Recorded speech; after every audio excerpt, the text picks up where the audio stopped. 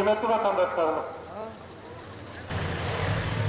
kıymetli vatandaşlarımız, bugün itibariyle ilimiz Gaziler Caddesi, Karagöl Caddesi, İnönü Caddesi ve Hoşgöl Caddesi'nde maskesiz dolaşmak yasaklanmıştır.